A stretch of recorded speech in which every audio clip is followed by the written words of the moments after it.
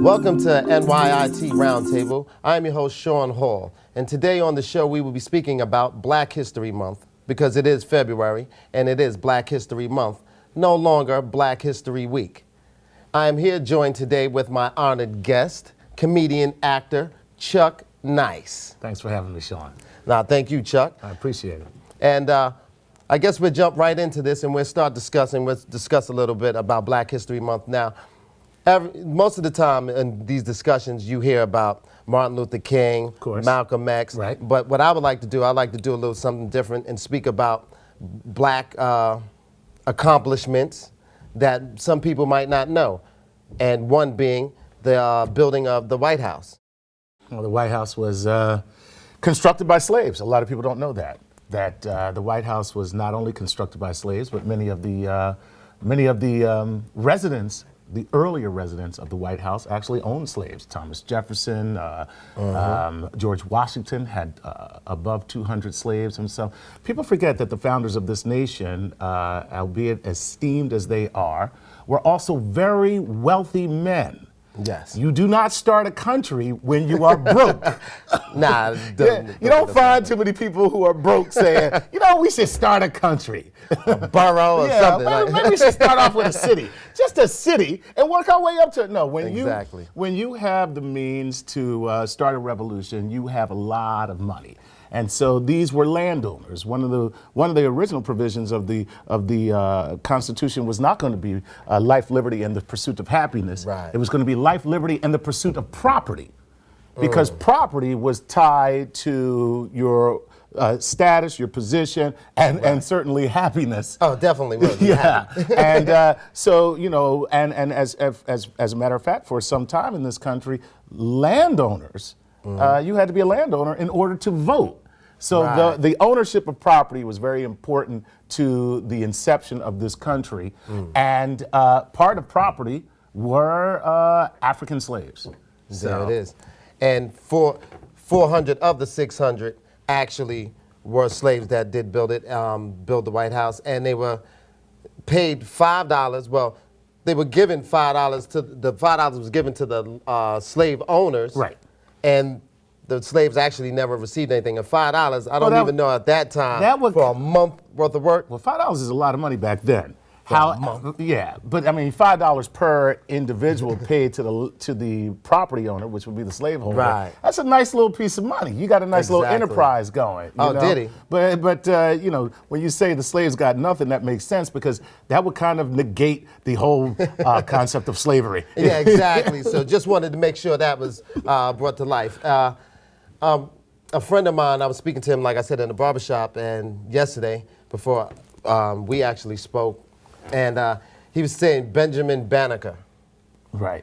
He actually constructed or had something to do with the construction, the design of the White House. Which was not true. No. A lot of people mistakenly believe that Banneker had something to do with the construction of Washington, namely the White House or Congress building or so. But really he helped design the layout of Washington, D.C. And if you look at the way Washington, D.C. is laid out, or if you've ever driven there, you will get lost. Yes. And that's by design. He actually designed the city so that, or helped design the city so that when people, if an invading force were to enter Washington, D.C., which is, of course, the head of our system of government, then they would be lost. They would have a very difficult time getting around. Or they could get in, but they wouldn't be able to get out. Sort of like a Roach Motel kind of thing, right? Yeah, you definitely get in, but you won't check out. And he also wrote a letter to Thomas Jefferson, and he sent them an almanac. Now, this was a brother who had already knew about nature. And he mentioned one of the things in the pamphlet that I read, and now that we no longer believe there are 9 planets, he was one of the first ones to say that there were 8 planets. Wow. Yeah, and I read that right on the pamphlet in his letter of his almanac. And, you know, we know now that there are, seeing that Pluto is kind of been Oh, yeah. classified as a planet. It's a little bit. It's more of an ice ball than it is a planet. But I did not know that about Banneker. I mean, I knew he was an astrologer, an astronomer. Sure, right. No, it's not like he was doing people's charts. I know, like, okay. You're a Cancer. You should date Capricorn. He wasn't an astrologer. He was an astronomer and a mathematician. A lot of people don't realize that about him. Mathematician and most. Hey, well, look, I never liked math coming up, but I found a love for it after, understanding how good math could be. It's just I think this is one of the most important things about Black. People say, why is there a Black History Month? Which I truthfully disagree with the entire concept of a Black History Month. I find it somewhat denigrating and demeaning to the contributions of the people that are celebrated during the month, because as well as to the country as a whole. Right. Because it is not Black history. Right. It is American history as contributed by Black Americans. It's American history. Okay, right. And the contributors of that particular history that we're discussing are Black.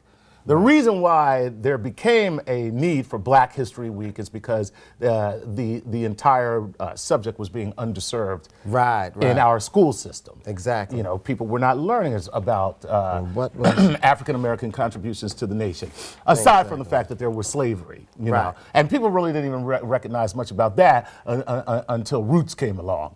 Yeah, that's our, I guess, our movie. So to speak, but it was Dr.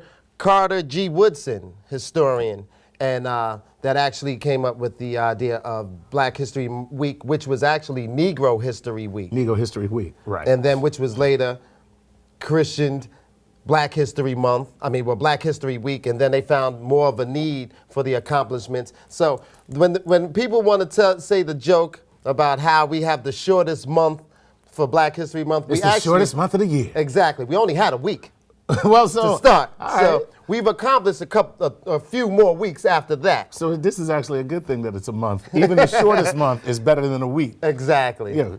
And it also, Black History Month has to deal with Frederick Douglass, Black abolitionist for slavery. His birthday and Lincoln's birthday are both in the month, and that's another reason for the whole entire month February. February being the month. Choosing February, not because it was the shortest month, but because those two because of Lincoln, who signed the Emancipation Proclamation, and Douglass, who was an abolitionist and a great proponent for the freedom of African slaves here in America.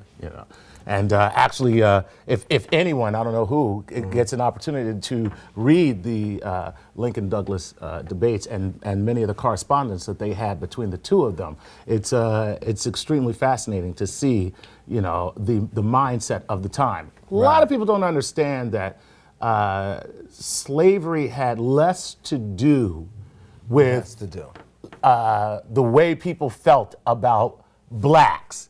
Because now we look at it like a race thing. Right. And it had more to do with economics. And that's right. Economics it was. And we'll be right back after these messages with more. Chuck Nice, Shaun Hall, NYIT Roundtable.